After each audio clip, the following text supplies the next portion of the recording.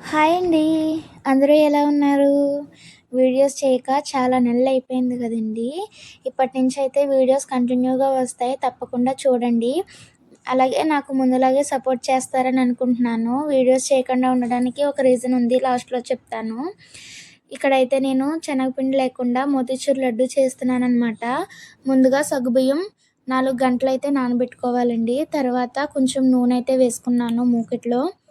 అలాగే మనకు నచ్చిన డ్రై ఫ్రూట్స్ అందులో ఫ్రై చేసుకోవాలండి. తర్వాత అవి తీసేసాక ఇంకా కొంచెం నెయ్యి వేసుకొని ఇక్కడైతే సగ్గుబియ్యం వేసేస్తున్నానండి. కొంచెం కొంచెంగా వేసుకోవాలండి. లేకపోతే అట్టగట్టేస్తుంది. ఇక్కడైతే తిప్పుతూనే ఉండాలనమాట. తిప్పడం ఆపేస్తే కింద మాడు పట్టేస్తుందనమాట. స్మెల్ వచ్చేస్తది. తర్వాత తినలేము.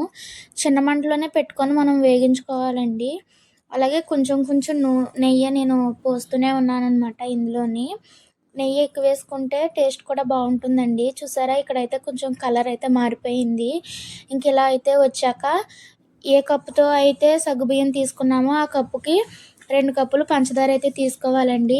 ఇక్కడైతే ఇలాచీ పౌడర్ వేసుకున్నాను. తర్వాత కొంచెం ఫుడ్ కలరు అలాగే మనం ముందుగా వేగించి పెట్టుకున్న డ్రై ఫ్రూట్స్ కూడా వేసుకున్నానండి. ఇక్కడ పెనం నుంచి కొంచెం ఇలా అంటుంటే చూడండి ఎలాగ అంటుకోకుండా వస్తుందో.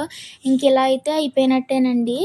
మనం ఒక ప్లేట్‌లోకి తీసుకొని ఒక 10 నిమిషాలు వదిలేస్తే చల్లారిపోద్ది. అప్పుడు మన చేతికి నెయ్యి రాసుకొని ఇంకా మనం ఉండలు చుట్టేసుకోవడమే అనమాట.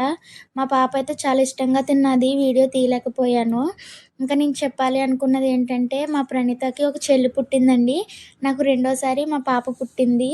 అందుకని నేను వీడియోస్ చేయలేకపోయాను.